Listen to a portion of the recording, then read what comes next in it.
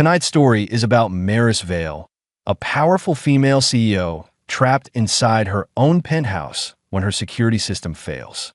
Everyone believes she is safe, but only Declan Rowe, a quiet single dad working in the building, hears her cry for help. What begins as a rescue turns into a story of trust, hidden pain, and a slow romance neither of them expected. Before we continue, tell us in the comments, where are you watching from? Declan Rowe was not supposed to be on the 47th floor that night. He was only there because the building manager had forgotten to sign off on a pressure valve inspection, and Declan was the one technician who never left a job half finished. His shirt was still marked with dust from the parking level. His toolbox hung heavy in one hand. In the other, he carried a half-eaten sandwich wrapped in foil.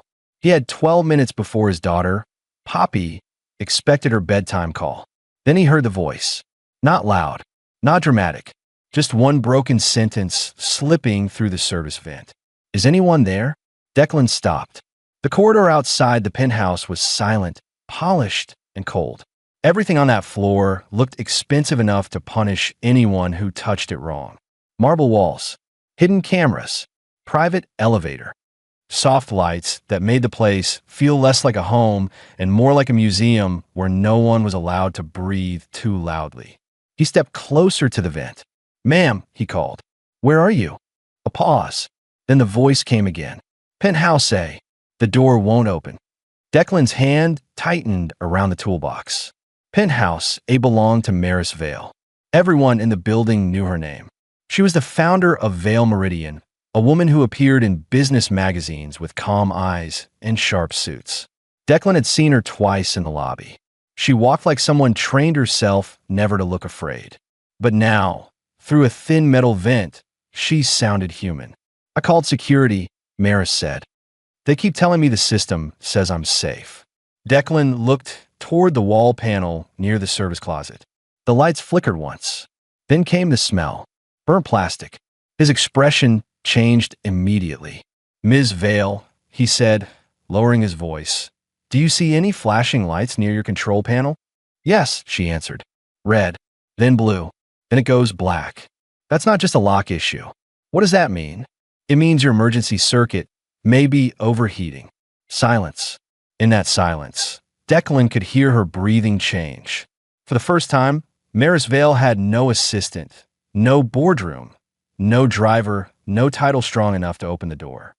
She was alone inside a glass penthouse high above Manhattan, trapped by the same smart system her company had proudly installed in the building last year. Declan opened the service closet and scanned the wiring. His jaw tightened. The setup was sleek, expensive, and badly designed. Too many functions ran through one relay. Locking, ventilation, emergency lights. If that relay failed, the entire penthouse could turn against the person inside it. His phone buzzed. "Poppy." For one painful second, Declan stared at his daughter's name on the screen. Then he answered. "Hey, Bug," he said softly. "You forgot the moon story," Poppy whispered. "I know. I am sorry. I need a few minutes. You always say that when something's broken." A tired smile touched his face. "This one matters. Is somebody scared?" Declan looked up at the vent. "Yes," he said, "but I'm going to help her." When he ended the call, Maris spoke again, quieter now. "You have a daughter? 8 years old. You should go to her." Declan pulled a screwdriver from his belt. "I will, after I get you out." "Why?" He paused, listening to the faint crackle behind the wall. "Because my wife died in a hospital room where people kept saying everything was under control," he said. And by the time someone finally listened, it was too late. Maris didn't answer. Her face, unseen behind the wall, softened. For once, she had no polished response ready. Declan removed the panel cover. A thin spark jumped from the relay. He jerked his hand back. Inside the penthouse, Maris flinched at the sound. "Declan, I'm here. Don't lie to me. Is it bad?" He looked at the scorched wire, then at the locked emergency override. "It can be fixed," he said, "but you have to trust my voice." Maris pressed her palm against the cold penthouse door. For years, she had trusted contracts, cameras, numbers, and control rooms. Now she had to trust a stranger in a faded uniform. And somehow, that frightened her more than the smoke. Declan knew the worst thing he could do was rush. That was what cheap action heroes did in movies. Real systems punished panic. One wrong wire, one forced override, one proud mistake, and Maris Vale would be breathing smoke behind a door no one could open. He crouched in front of the service panel, the screwdriver balanced between two fingers, his eyes moving over the relay board. "Maris," he said. For a second, she didn't answer. Then, through the vent, "You call me Maris. I can go back to Ms. Vale if that helps." A faint breath came from her side of the wall. It almost sounded like a laugh, but fear kept it small. "No," she said. "Maris is fine." Declan nodded, though she couldn't see him. "I need you to walk to the kitchen," he said. "Slowly. Don't go near the west wall. I'm in the hallway." "Good. Keep one hand on the wall opposite the panel. Tell me if the floor feels warm." Maris moved carefully. Her bare feet made no sound on the stone floor, but Declan could hear her breathing, uneven and controlled. She was trying hard not to fall apart. He respected that more than he expected. "The floor is normal," she said. "Open a drawer. Find a towel. Get it wet. Is there smoke inside?" "Not yet, but there might be soon." There was a short silence. Then water ran. Down the corridor, the private elevator chimed.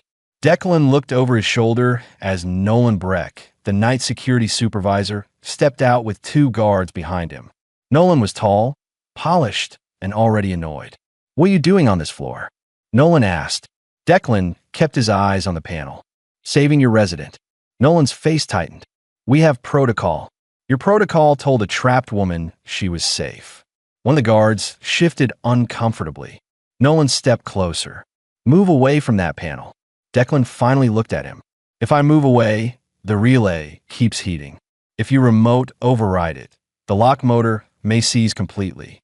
And if that happens, you'll need a fire crew to cut through a reinforced door while she's breathing whatever burns behind that wall."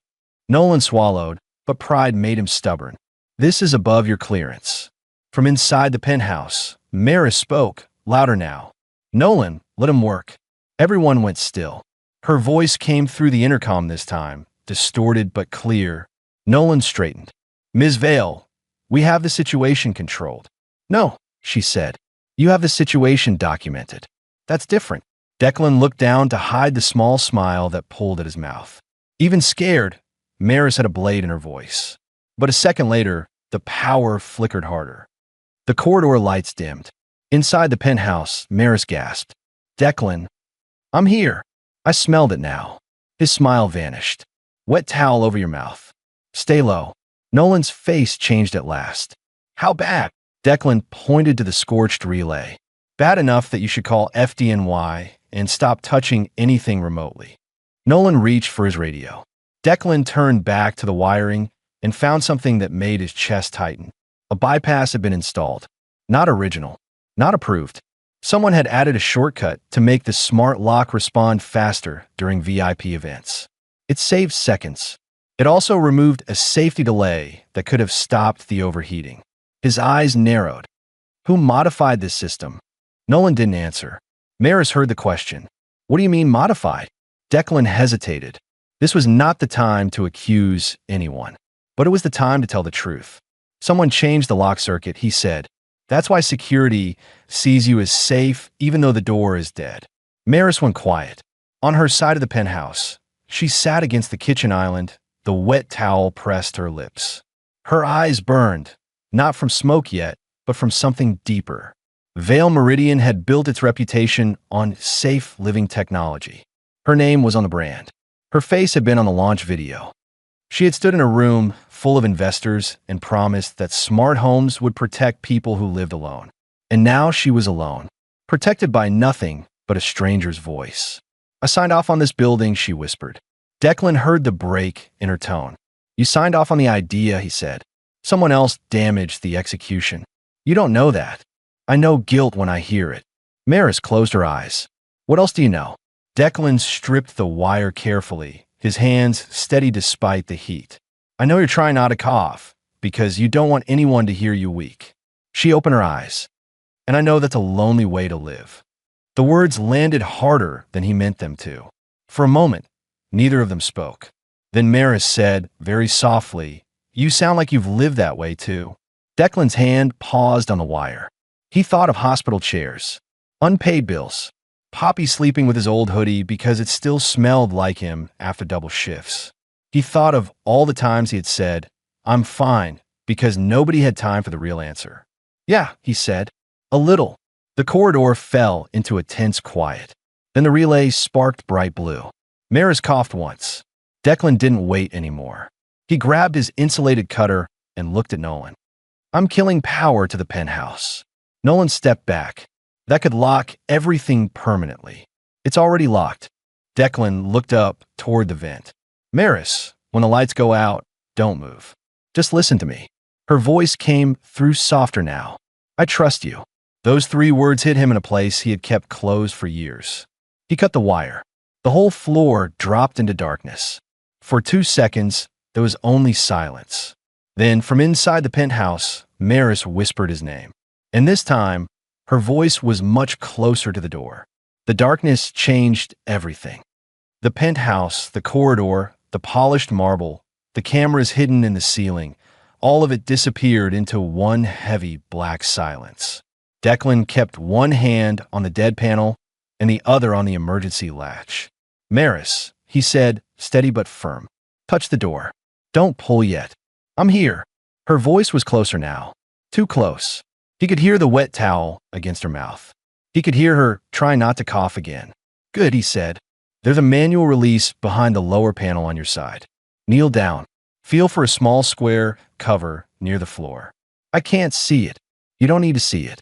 Use your fingers." In the dark, Maris pressed her hand along the cold surface of the door. Her nails scraped metal. Her breath trembled once, then steadied. Declan noticed. Even scared, she was listening. "I found it," she said. "Open it." "It's stuck. Use something flat." "There's nothing here." Declan looked down at his belt, then at the narrow seam beneath the door. "My pocket knife can fit under," he said. "Move your hand back." Nolan shifted behind him. "You can't pass tools into a locked residence during an emergency." Declan didn't even look at him. "She's not evidence, Nolan. She's a person." The guard behind Nolan lowered his eyes. Declan slid the small folding knife under the door. A second later, Maris's fingers touched it. It was strange how small that contact felt. Just fingertips brushing metal through a thin gap. But for both of them, it felt like proof that neither one was alone. "I have it," she whispered. "Pry the cover gently. Don't force it." Maris worked carefully. The cover popped loose and hit the floor inside. "There's a red lever. Pull it halfway. Not all the way." "Why halfway?" "Because if the lock motor is seized, all the way could jam it." She breathed in. "Halfway." The door made a low mechanical groan. Declan gripped the outside handle. "Now hold it there. It's heavy." "I know." 3 seconds. He braced his shoulder against the door, found the exact pressure point, and pulled with controlled force. Not panic, not muscle. Timing. The lock clicked. A thin line of smoke rolled out from the edge. Then the penthouse door opened. Maris was on the other side, kneeling in the dark, one hand still on the lever, the wet towel in the other. Her hair had slipped from its neat shape. Her eyes were red. Her face was pale. For a moment, neither of them moved. Then Declan stepped back, giving her space instead of rushing toward her. "You're okay," he said. Maris looked at him like she had been holding herself together only until someone finally said that. FDNY arrived minutes later. They cleared the wall, shut down the damaged circuit, and confirmed what Declan had already known. The bypass could have caused a serious incident.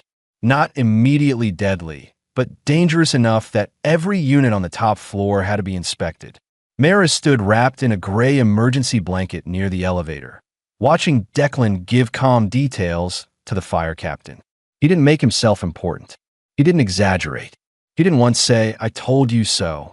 That stayed with her. Nolan tried to explain himself beside the security desk downstairs.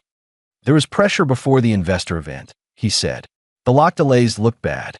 The vendor said the shortcut was harmless." Maris looked at him for a long second. Her voice was quiet, but the whole lobby seemed to feel it. "You chose appearance over safety." Nolan's face lowered. "I am sorry." "I believe you're sorry now," she said. "But sorry doesn't repair trust." She didn't humiliate him. She didn't destroy him in front of everyone. She placed him on leave, ordered a third-party audit, and called every resident affected before sunrise. For the first time in years, she didn't hide behind a statement written by legal. She took responsibility herself. Declan expected that to be the end of it. But 3 days later, Maris came to the basement maintenance office. No assistant, no cameras, no black car waiting outside. Just Maris, holding 2 coffees and a small paper bag. Declan looked up from a pipe diagram. "You're lost," he said. A smile touched her face. "Maybe." He stood, suddenly aware of the oil mark on his sleeve. You didn't have to come down here." "I did," she said. "I've spent years building systems that promised to listen. That night, the only person who actually listened was you." Declan didn't know what to do with praise. He looked away. "I was doing my job." "No," Maris said gently. "You were doing what everyone else should have done." She placed the coffee on his desk. "And I wanted to meet Poppy, if that's not strange." Declan blinked. "She's very protective." "So am I," Maris said. That made him smile. The romance didn't arrive like lightning. It came slowly, through honest conversations in quiet places. A walk after the audit meeting. A coffee after Poppy's school play. A dinner where Maris admitted she didn't know how to stop working, and Declan admitted he didn't know how to start living again. No one rescued anyone completely, but they made room for each other. Months later, the Penthouse system was rebuilt from the ground up. Maris changed the company policy too. Every safety complaint had to be reviewed by a human, not just software. Every technician had the right to stop a launch if something felt wrong. And Declan? He became the director of residential safety operations. Not because Maris liked him, but because he had earned it before she ever knew his name. On a quiet Sunday evening, Maris stood on the balcony of the same penthouse that had once trapped her. The city glowed below. Poppy sat at the outdoor table, drawing a crooked moon in purple crayon. Declan leaned beside Maris, warm coffee in his hand. "You still scared of this place?" he asked. Maris looked through the glass door, then at him. "Not anymore." "Why?" She smiled softly. "Because now if I call for help, I know someone will hear me." Declan didn't answer right away. He just reached for her hand. And this time, high above the city, the silence felt safe.